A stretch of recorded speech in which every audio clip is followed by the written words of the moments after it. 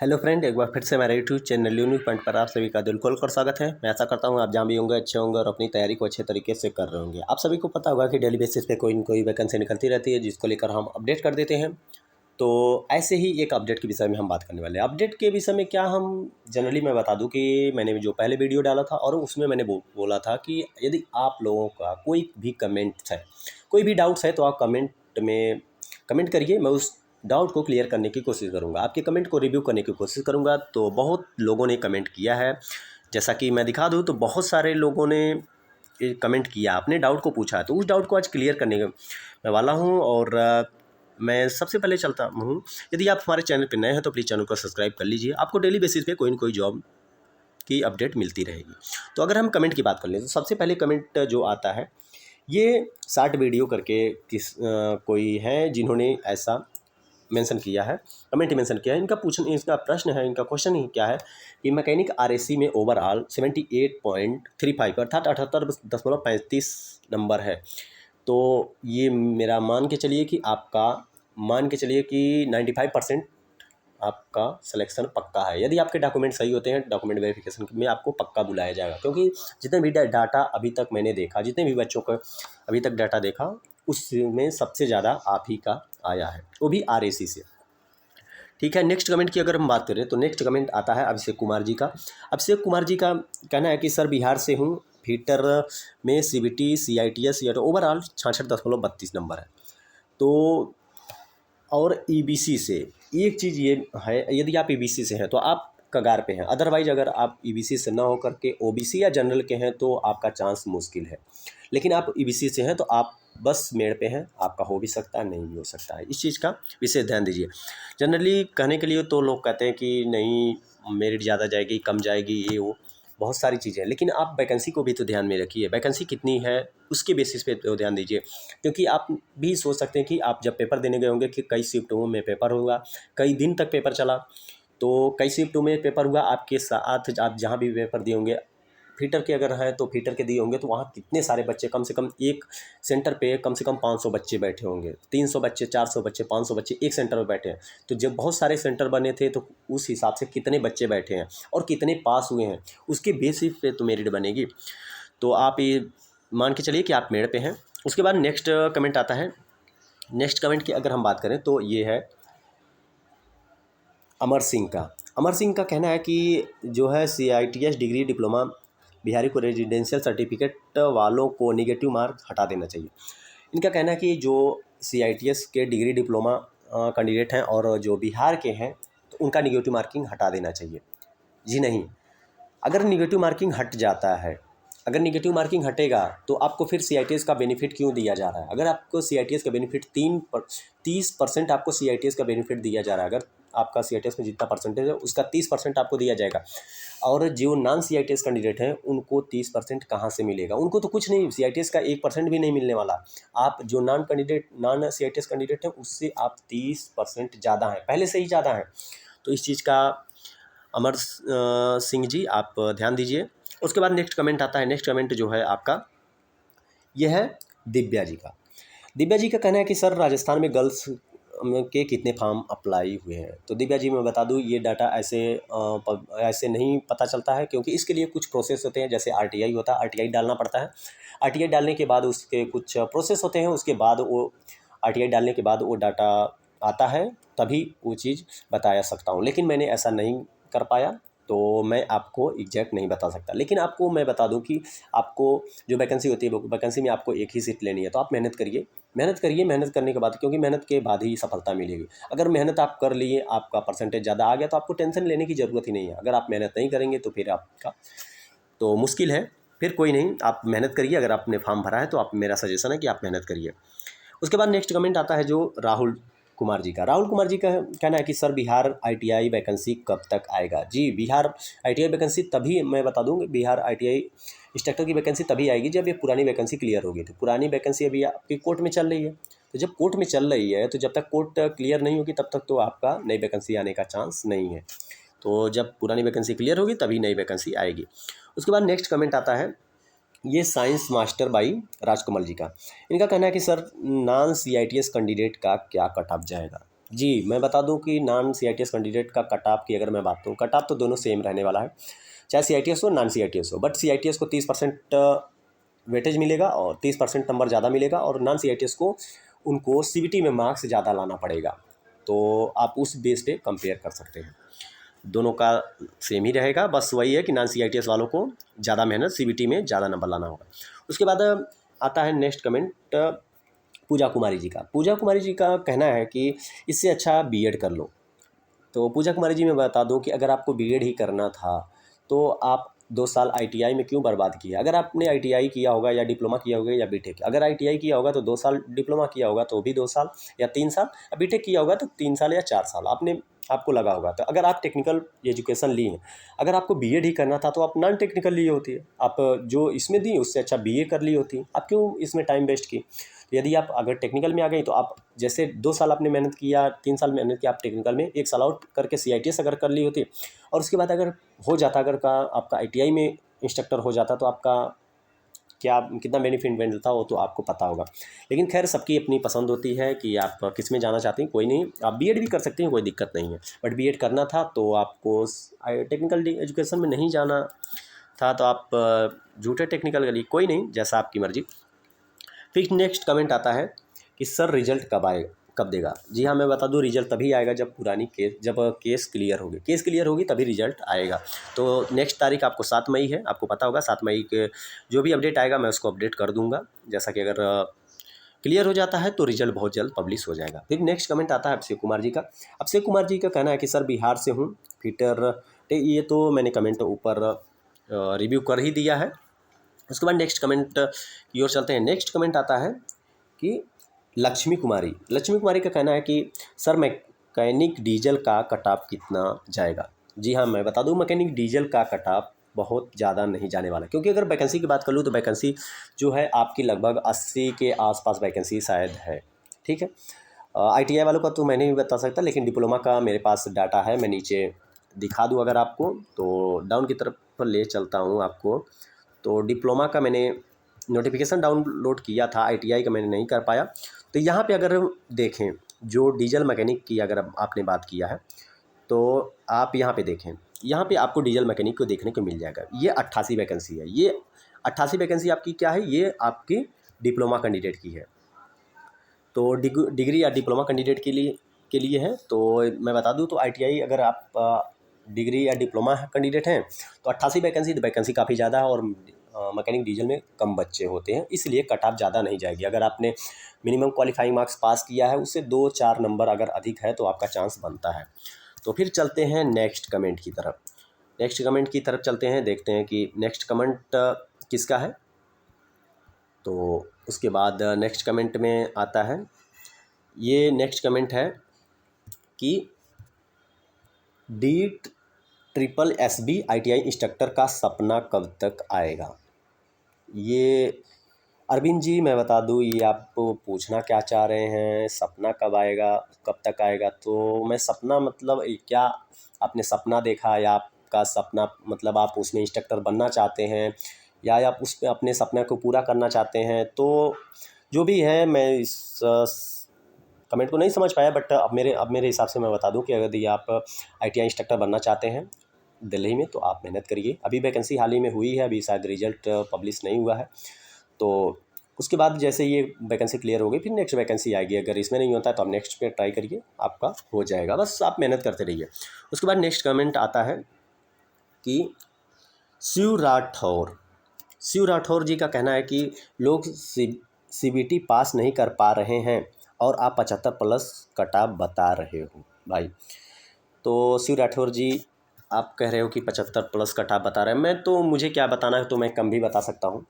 मैं ये भी कह सकता हूँ कि आप क्वालिफाइंग कर लिए तो हो गए, लेकिन आपको भी पता होगा शिव कुमार जी या जो भी कैंडिडेट है, आप सभी को पता होगा कि आपने एग्ज़ाम देने गया होगा, आप गए होंगे, जब एग्ज़ाम हॉल में बैठे होंगे तो आपको पता होगा कि एक ट्रेड के कितने बच्चे हैं, लगभग आपके सेंटर पे कितने बच्चे हैं। लगभग हर एक सेंटर पे 300 से 400 बच्चे, या 300 नहीं मान के चलिए, अगर 200 बच्चे हैं, 200 नहीं एटलीस्ट 300-400 रहते हैं एक शिफ्ट में, 2 शिफ्ट में या 3 शिफ्ट में पेपर हुआ है और कई दिनों तक पेपर चला है एक एग्ज़ाम सेंटर पे। तो आप पहले कैलकुलेट करिए कि कितने बच्चों ने एग्ज़ाम दिया, उसके बेसिस पे आप अगर मान के चलिए अगर 50% भी 25% मान लीजिए अगर बच्चे पे पास हुए हैं, अगर एक में 400 एक एग्ज़ाम सेंटर पे अगर टोटल एक दिन में अगर 400 बच्चे पेपर दिए हैं तो 400 का अगर 25% निकालेंगे तो कितना हो गया। आप सीधे जोड़ सकते हैं कि 100 कैंडिडेट पास हो गए वैसे ही। अब वैकेंसी कितनी है, बहुत ही कम है, तो आप उस हिसाब से अपने से भी कैलकुलेट कर सकते हैं। तो कट ऑफ तो कुछ जाएगा ही, ऐसा नहीं है कि आप जो सोचे कि नहीं कम में ही हो जाए या पास जो लोग कर लिए उनका हो जाएगा, जी नहीं। वो डॉक्यूमेंट वेरिफिकेशन के बाद भी कुछ लोग छटेंगे। तो देखो कितना जाता हो तो रिजल्ट आएगा तो आपको क्लियर हो जाएगा। फिर नेक्स्ट कमेंट आता है एजुकेशन टीवी 90। इनका कहना है यूके एमपी जैसे कई राज्य हैं जिसमें लोकल को ही फॉर्म भरने को होता है। जी हाँ, ये चीज़ मैं थोड़ा सा बता दूं, ये चीज़ तो सबके लिए थोड़ा प्रॉब्लम की बात है, क्योंकि देखिए है क्या कि बिहार गवर्नमेंट में क्या है, सबको ही अलाउ है, अदर स्टेट भी अलाउ है। राजस्थान गवर्नमेंट में अदर स्टेट भी अलाउ है। यूपी गवर्नमेंट में अदर स्टेट अलाउ है। लेकिन ऐसे कई राज्य हैं, जैसे आपने उत्तराखंड बताया, फिर एमपी बताया, और उसके बाद अगर हम उड़ीसा की बात कर लें, उड़ीसा की वैकेंसी जो चल रही है उसमें भी है, तो उसमें उड़िया मांगा है कि उड़िया लैंग्वेज आनी चाहिए। तो ये चीज़ दिक्कत है। अगर वो जो ये अदर स्टेट, अगर यूके स्टेट बोलता है कि नहीं हमारे केवल हमारे राज्य के ही स्टूडेंट अप्लाई कर सकते हैं, तो ऐसा सभी राज्यों को करना चाहिए। चाहे बिहार की, अगर बिहार की वैकेंसी है तो बिहार राज्य को की गवर्नमेंट को भी ऐसा करना चाहिए कि वो केवल बिहार के कैंडिडेट को ही अप्लाई करने का मौका दे, अदर कैंडिडेट को ना दे। अगर यूपी की है वैकेंसी तो यूपी के कैंडिडेट को अप्लाई करें, तो तभी ये सही है। क्योंकि एमपी, अगर एमपी की बात करें तो एमपी के कैंडिडेट को लिए दोनों मौका मिल रहा है कि एमपी में भी भर सकते हैं, अदर में भी भर सकते हैं। लेकिन बिहार गवर्नमेंट या अदर गवर्नमेंट जो सबको अलाउ करती हैं वो एमपी में नहीं जा सकते, तो ये गलत है। ये गलत मतलब गवर्नमेंट के हिसाब से हर गवर्नमेंट को ऐसा करना चाहिए कि अगर स्टेट वाली बात होती है तो ओनली स्टेट के, अपने स्टेट के ही फॉर्म भरें, अदरवाइज सबको अलाउ करें, सभी स्टेट। तो कोई नहीं, आपने अच्छा ये चीज़ मेंशन किया है। उसके बाद आपने मेंशन किया कि जिस किसी को भविष्य ख़राब करना हो वो CITS करे। मुझे 10 साल हो गए CITS किए हुए, मैं किसी को सलाह। जी हाँ, एक चीज़ अगर आप ये चीज़ करें कि 10 साल CITS किए हुए, तो CITS कितना, मैं बता दूं कि CITS का आपका कितने साल का कोर्स होता है। ओनली मात्र 1 साल का CITS का कोर्स होता है। आपने 2 साल CITS, 2 साल अगर मिनिमम क्वालिफिकेशन किया होगा तो ITI किया होगा 2 साल, अगर डिप्लोमा किया होगा तो 3 साल या 2 साल किया होगा, बीटेक किया होगा तो 3 या 4 साल किया होगा। करने के बाद अगर 1 साल मात्र और आपने गंवा दिया CITS करके, तो आपको बहुत कुछ सीखने को मिला होगा, आपको सीखने को मिला होगा, ये चीज़ मैं बता दूं। और उसकी बात अगर आप इसमें अगर CITS की बात करें, वैकेंसी तो बहुत कम आती है, एक चीज़ मान रहा हूँ, ये गवर्नमेंट का थोड़ा इशू है, क्योंकि गवर्नमेंट क्या करती है, वैकेंसी जारी नहीं करती। बहुत सारी पोस्ट खाली हैं, इंस्ट्रक्टर की बहुत पोस्ट खाली हैं, लेकिन उसके बाद भी वैकेंसी नहीं भरती है। तो यदि आप टेक्निकल डिग्री लिए हैं तो 1 साल अगर आपने टेक्निकल और ले लिया तो आपको बेनिफिट उसका मिलेगा। जैसे कि अगर बिहार गवर्नमेंट में बात कर लें, तो अगर अभी यही जो वैकेंसी है तो इसमें क्या CITS वालों को सीधे 30% मिल रहा है, और नॉन CITS वाले अगर क्वालिफाई करके, नॉन CITS वाले CBT में अगर 100 में 60 नंबर लाते हैं, और CITS वाले 100 में 60 के बदले अगर 40 नंबर लाते हैं, तब वो नॉन CITS वाले से आगे हैं। कितना फ़र्क है, बहुत ज़्यादा फ़र्क है। 30% आपको CITS वालों को वेटेज मिलेगा। तो इस चीज़ का ध्यान में रखिए आप। कोई नहीं, जैसा भी आपका मन करे। फिर आपकी वैकेंसी, अगर वैकेंसी की बात करें तो वैकेंसी भी आप बता रहे हैं कि 15 साल में एक बार। जी, वैकेंसी तो 15 साल में नहीं, लेकिन हाँ 5 साल 6 साल बाद ही आती है, लेकिन ये गलत है, क्योंकि वैकेंसी हर साल खाली रहती है पोस्ट। तो ये गवर्नमेंट का इशू है, गवर्नमेंट नहीं निकालना चाहती है, नहीं निकालती है, ये गवर्नमेंट की गलती है। गवर्नमेंट की गलती क्या, मतलब बोर्ड का जो है वो उनको निकालना चाहिए कि जब वैकेंसी खाली है तो आप निकालिए, और नहीं खाली है तो कोई बात नहीं, लेकिन हर साल वैकेंसी और हर साल रिटायरमेंट होता है तो वैकेंसी खाली रहती है। सर मैकेनिक डीजल का कट ऑफ कितना हो जाएगा? तो ये तो मैंने लक्ष्मी कुमारी जी, मैंने ये इस रिव्यू को भी मैंने आगे बता दिया है। उसके बाद अगर बात कर लें, नेक्स्ट आता है कि ये आता है कि जो CITS मिनिमम क्वालिफिकेशन भी नहीं लगा पा रहे हैं उनका तो सर्टिफिकेट के पास है। हाँ, ये इनका कहना है कि जिन्होंने जो CITS कैंडिडेट हैं जो मिनिमम क्वालिफाइंग मार्क्स नहीं ला पा रहे हैं, तो उनका CITS वापस ले लें। जी नहीं, कोई भी डिग्री वापस नहीं ली जा सकती है। आप भले न क्वालिफाई कर पाएँ तो कोई डिग्री थोड़ी वापस ली जाएगी भाई, ये तो कोई नहीं। आप जिस पर्पज़ से किए हैं समझ रहा हूँ, कोई नहीं, जैसा भी हो। फिर उसके बाद CITS डिग्री, ये तो मैंने ऊपर कवर कर लिया है। फिर नेक्स्ट चलते हैं, नेक्स्ट कमेंट में आता है कि ये राजन कुमार का कहना है कि सर नमस्ते सर, नमस्ते राजन भाई। सर 18/3 को जैसा कि इन्होंने इनका सीधा सीधा कहना है कि जो नोटिफिकेशन जारी हुआ था, नोटिफिकेशन में ये बताया गया था कि 1.25 गुना कैंडिडेट को बुलाया जाएगा डॉक्यूमेंट वेरिफिकेशन के लिए। अगर इनका कहना है कि अगर मानिए 2 स्टूडेंट हैं, 2 स्टूडेंट में यदि एक ने ओवरऑल 60 नंबर पाया है और दूसरे ने ओवरऑल 62 नंबर पाया है, और एक का सीबीटी मार्क्स जो जिन्होंने 60 पाया ओवरऑल उनका सीबीटी मार्क्स 66 है, 46 नंबर है, और जो सीबीटी और जिन्होंने 62 है ओवरऑल उनका 41 नंबर है।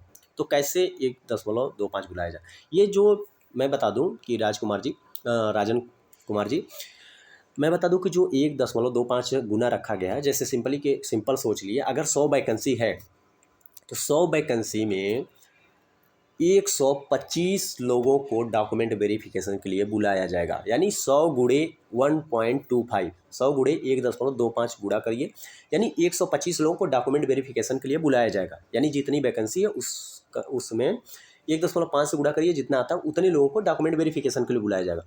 अब डॉक्यूमेंट वेरिफिकेशन के लिए मान लीजिए 100 वैकेंसी है, 125 लोगों को डॉक्यूमेंट वेरिफिकेशन के लिए बुलाया गया। अब 125 लोगों में हो सकता है 2-4-10 लोगों का तो डॉक्यूमेंट खराब जाएगा ही जाएगा, ये तो निश्चित है। उसके बाद अगर 110 कैंडिडेट हो गए, 100 वैकेंसी पे 110 कैंडिडेट का डॉक्यूमेंट सही है, तो अब 10 कैंडिडेट को भी निकालना है, तो ऊपर से फिर मेरिट, एक फाइनल मेरिट निकाली जाएगी जो सिलेक्शन लिस्ट होती है, तो उसमें से जो नीचे के कैंडिडेट होंगे उनको निकाला जाएगा। तो ये डॉक्यूमेंट वेरिफिकेशन के बाद एक फाइनल मेरिट लिस्ट आती है, उसमें जिनका नाम रहेगा उन्हीं को सिलेक्शन दिया जाता है। उसके बाद नेक्स्ट कमेंट पे आते हैं, नेक्स्ट डीजल मैकेनिक का। तो डीजल मैकेनिक का मैंने अभी ऊपर कवर किया था, जिसका मैं बता दूं ज़्यादा नहीं कट ऑफ जाने वाला है। जनरल क्या है, diesel mechanic, ITI, CITS, CBT overall इतना। तो मैं बता दूं कि डीजल मैकेनिक में ज़्यादा तो नहीं जाएगा मेरिट, बट हाँ आप इतना हैं, अगर 62% है तो एटलीस्ट आप का होना चाहिए, डॉक्यूमेंट वेरिफिकेशन होना चाहिए। डॉक्यूमेंट वेरिफिकेशन होगा बट सिलेक्शन का तो नहीं बता सकते, क्योंकि लेकिन डॉक्यूमेंट वेरिफिकेशन के लिए आपको बुलाया जाएगा। जैसा भी होगा वो तो बहुत जल्द ही रिजल्ट पब्लिश हो जाएगा। उसके बाद नेक्स्ट कमेंट आता है आपका सुमित जी का।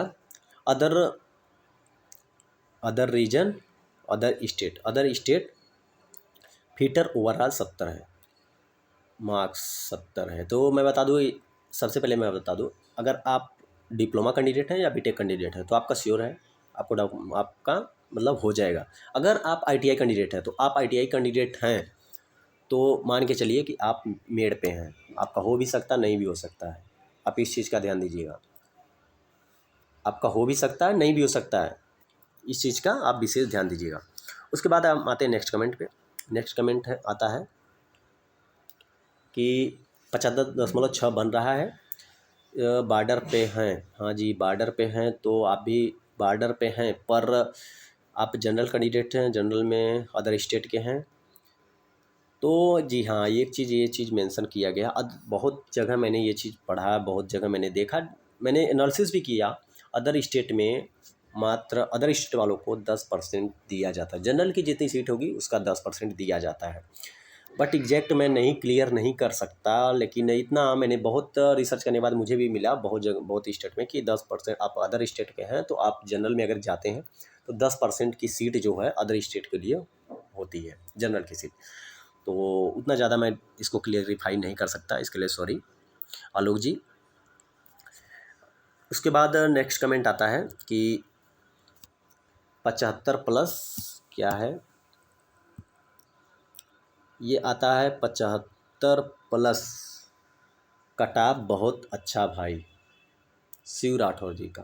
भाई शिव राठौर जी, मैं बता दूं आपको कि 75+ इसलिए मैंने कटाप बताया कि वैकेंसी कम होती है, बच्चे बहुत ज़्यादा होते हैं। आप पेपर देने गए होंगे तो आपको भी पता होगा कितने बच्चे गए होंगे, इस चीज़ का तो आपको अंदाज़ा हुआ होगा कि कितने बच्चे पेपर दिए, कई शिफ्ट में पेपर हुआ, एक शिफ्ट में कितने बच्चे थे। आप जिस शिफ्ट में आप पेपर दिए होंगे उस शिफ्ट में भी आप अगर देखें तो आपके साथ के जो बच्चे हैं, आपको पता चला होगा कि एक शिफ्ट में कितने बच्चे हैं। कई शिफ्ट में 2-3 शिफ्ट में पेपर हुआ, और 2-3 दिन पेपर, जितना भी दिन पेपर चला उसके बाद आपको पता चल गया होगा कि इतने बच्चे पेपर दिए हैं, अगर और कितने दिए, कितने क्वालिफाई हुए हैं, तो उस हिसाब से आपको अंदाज़ा लग गया होगा। कोई नहीं, अगर मुझे मैं तो कम भी बता सकता हूँ, बट कम बताऊँगा तो कल को आप लोग भी यही बोलोगे कि नहीं मतलब ऐसा किए वैसा किया, खैर कोई नहीं, जैसा भी है। अगर आपको लगता है कि नहीं कम मेरिट जाएगी तो और अच्छी बात है, मुझे क्या, अगर कम मेरिट आती है तो और भी अच्छी बात है। कम कट ऑफ आता है तो सबका सबका भला हो जाएगा, सबका हो जाएगा, तो सबके लिए एक अच्छी चीज़ मिल जाएगी। उसके बाद ये आता है कि क्या है, कुंदन कुंदन कुमार कुंदन कुमार झा जी का है कि समय को बर्बाद करना हो तो CITS करें। इनका ये कहना है कि समय को बर्बाद करना है तो CITS करें, क्योंकि वैकेंसी बहुत लेट आती है, बहुत कम वैकेंसी आती है। और उसके बाद अगर आप CITS किए हैं तो अगर प्राइवेट ITI में अगर पढ़ाने जाएंगे तो आपको 4 से 5 हज़ार 10 हज़ार के आसपास ही सैलरी मिलेगी। जी हाँ, एक चीज़ तो बता दूँ कि प्राइवेट में आप कहीं भी पढ़ाने जाएँ, चाहे आप ITI हो, चाहे डिप्लोमा, चाहे BTech, कहीं भी अगर पढ़ाने जाएंगे तो आपकी सैलरी ज़्यादा नहीं होने वाली। हाँ, आप हाई स्कूल इंटर में भी प्राइवेट कॉलेज में जाएंगे तो आपको 10 से 12 हज़ार ही मिलेगा, उससे ज़्यादा नहीं मिलने वाला, उससे कम ही मिल सकता है। आप टेक्निकल में जाएंगे तो थोड़ा ज़्यादा मिलता है, अगर ITI में हो गया, BTech हो गया, डिप्लोमा हो गया, BTech हो गया, इन लोगों में थोड़ा ज़्यादा मिलता है। लेकिन मैं बता दूं कि अगर आप ITI किए हैं, 2 साल आपने टेक्निकल में गुजारा है, 2 साल आप टेक्निकल किए हैं, 2 साल टेक्निकल करने के बाद, या तो अगर ITI किए होंगे तब भी 2 साल किए होंगे, अगर डिप्लोमा किए होंगे तो 3 साल या 2 साल किए होंगे, BTech किए होंगे तो 4 साल या 3 साल आप किए होंगे। पक्का है, इतना समय आपने टेक्निकल में दिया। जब इतना समय आपने टेक्निकल में दिया तो 1 साल अगर आप CITS दे दिए तो क्या गलत हुआ। और CITS में आप दिए तो ITI से ज़्यादा बढ़िया पढ़ाया जाता है CITS में, आप पढ़े होंगे तो आपको ध्यान में होगा। उसके बाद अगर आप 1 साल CITS में दिया और अगर आप मेहनत करके हो गए तो क्या फिर जाता है, और समय बर्बाद करने की इसमें तो कोई बात ही नहीं है। क्योंकि अगर आप 2 साल अगर ऐसी समय बर्बाद करने के, तो आप ITI या डिप्लोमा या BTech जो भी किए तो उसमें आप भी समय बर्बाद किए, तो आपको टेक्निकल में आना ही नहीं चाहिए था अगर अदर वैकेंसी देखना है। और रही बात, अगर आपने टेक्निकल किया है तो साल भर अगर CITS कर लिए तो साल भर से आपसे कुछ नहीं जाने वाला, और अगर मेहनत कर दी है तो हो सकता है कि आपका CITS के बल पे हो गया। जैसे कि अगर बिहार में ही जिन्होंने CITS किया उनका कितना बेनिफिट हुआ होगा, 35% उनको एक्स्ट्रा नंबर मिलेगा, ये चीज़ आपको पता होगा। और जिन्होंने CITS नहीं किया उनके लिए वही नंबर बहुत खलेगा। अगर उनका CBT मार्क्स बहुत ज़्यादा है और फिर भी कट ऑफ में नहीं आ पाए तो कितना दुख उनको होगा CITS न करने का, ये आपको पता चल जाएगा, या फिर उन लोगों को पता होगा। और रही बात परसेंटेज की, तो अगर वैकेंसी की मैं बात कर लूँ तो आप यहाँ पे भी देख सकते हैं जो वैकेंसी है। मैं डिग्री डिप्लोमा की वैकेंसी की बात कर लूँ, जो डिग्री डिप्लोमा की वैकेंसी निकाली गई, आप यहाँ पे देखेंगे सभी वैकेंसी आपको दी गई है। मैकेनिक्स मशीनिस्ट की 30, 13, 5, फिटर की थोड़ा ज़्यादा है, और बाकी सभी की वैकेंसी कम है। फिर आती है बेल्डर की भी थोड़ा ज़्यादा है। फिर उसके बाद सभी वैकेंसी कम है, फिर इलेक्ट्रॉनिक्स मैकेनिक्स की ज़्यादा है और इलेक्ट्रीशियन की ज़्यादा है। तो इन सब की जिसकी वैकेंसी ज़्यादा है उसमें मेरिट थोड़ा कम भी जाएगी, और बच्चे भी ज़्यादा होते हैं, ये भी ना सोचिए कि बच्चे कम होते हैं, बच्चे भी ज़्यादा होते हैं। अभी ये इंफॉर्मेशन एवं कम्युनिकेशन टेक्नोलॉजी सिस्टम मेंटेनेंस की बात करूँ तो इसमें बच्चे ज़्यादा हैं, तो इसकी मेरिट कम जाएगी, क्योंकि बच्चे ज़्यादा नहीं हैं, इसमें बच्चे कम हैं, मेरिट कम जाएगी। अगर क्वालिफाइंग आप किए हैं तो निश्चित है कि आपका सिलेक्शन होने का चांस पूरा है। तो ये डाटा होगा। और दूसरी चीज़, अगर मैं आपको बता दूं कि जो कट-ऑफ की आप बात कर रहे हैं, जिन लोगों ने भी कट-ऑफ का बात किया कि कट-ऑफ कितना कम, इतना ज़्यादा आप बता रहे हैं, कम कट-ऑफ होगा, कम कट-ऑफ में हो जाएगा, इतना ज़्यादा कट-ऑफ नहीं जाएगा। तो आप ये देखिए, ये ITI इंस्ट्रक्टर का ही है और ये बिहार का है। जो वैकेंसी निकाली गई उसी वैकेंसी का जो ITI स्टूडेंट है उनके लिए क्या है, ये जो दिव्यांग कैंडिडेट हैं, फिजिकल हैंडीकैप कैंडिडेट है, उनको डॉक्यूमेंट वेरिफिकेशन के लिए बुलाया गया था। अगर मैं ITI कैंडिडेट की बात कर लूँ तो ITI कैंडिडेट में आप यहाँ नीचे आएंगे ना, तो यहाँ पे देखिए आप 103 कैंडिडेट तो दिव्यांग हैं जिन्होंने क्वालिफाई किया है। अब ये बताइए कि अगर जिन्होंने ये क्वालिफाई किया है, अगर ये 100 मान लीजिए क्वालिफाई किया या जो भी है, जिस बेस पे इनका डॉक्यूमेंट वेरिफिकेशन के लिए बुलाया गया, 103 कैंडिडेट तो दिव्यांग हैं। तो आप सोचिए कि आपके सेंटर पे कितने लोग दिव्यांग मिले थे। बहुत होंगे, एक सेंटर पे 4 होंगे, 5 होंगे। तो ऐसे अगर 103 कैंडिडेट का देखा जाए तो कितने सेंटर हुए होंगे, कितने बच्चे हुए होंगे, इतने अगर दिव्यांग हैं तो अदर बच्चे कितने होंगे, आप भी अंदाज़ा लगा सकते हैं। तो उस हिसाब से मेरिट का कैलकुलेशन आप कर सकते हैं, और वैकेंसी नंबर ऑफ सीट कितनी होगी वो भी आप देख रहे हैं, तो उस बेस पे आप कर सकते हैं। इसी प्रकार से अगर हम डिप्लोमा की बात कर लें, ये अब तो ITI अभी 103 यहाँ पे, 103 के बाद यहाँ भी देख सकते हैं 104 यहाँ पे, यानी सीधे सीधे बोले तो 207 कैंडिडेट तो आपके ITI के हैं, वो भी दिव्यांग हैं। और इसी प्रकार से अगर बात कर लें हम डिप्लोमा कैंडिडेट की, तो डिप्लोमा में यहाँ पे 135 हैं, यहाँ पे देखिए 135, और उसके बाद नीचे की तरफ चलें तो आपके 134, सीधे सीधे 270 के आसपास। 270 तो आपके डिप्लोमा और डिग्री कैंडिडेट हो गए जो दिव्यांग हैं, और आपके 205 या 206 ये आपके ITI को हैं। तो जब ये 400 दिव्यांग कैंडिडेट हैं, नंबर ऑफ सीट कितनी रही होगी 400, जब दिव्यांग कैंडिडेट, तो अदर कितने होंगे आप इस हिसाब से अंदाज़ा लगा सकते हैं। और अदर कितने होंगे उसके साथ साथ जब इतने लोगों को डॉक्यूमेंट वेरिफिकेशन के लिए बुलाया गया है, तो क्या सबका हो जाएगा? कितनी वैकेंसी, जितनी वैकेंसी होगी उसी हिसाब से होगा, तो सबका तो होने वाला नहीं है, आप भी जानते होंगे। अगर 400 यही कवर कर लेंगे, 400, 450, 500 यही कवर कर लेंगे, यही इन्हीं लोगों का होगा, तो फिर अदर बच्चों का होगा ही नहीं, क्योंकि वैकेंसी कितना ज़्यादा थी, बहुत होगी, 900 या 1000 या 1800 वैकेंसी होगी। तो ये आपकी डिटेल रही, जो भी कमेंट रहा मैंने उसको रिव्यू किया। और भी अगर कोई डाउट है तो आप कमेंट बॉक्स में पिन करिएगा। और डेली बेसिस पे आपको जॉब की अपडेट या कोई भी ऑफिशियल अपडेट हम देते रहते हैं। तो मिलते हैं कुछ ऐसी ही नई वीडियो के साथ, तब तक ले दीजिए इजाज़त, धन्यवाद।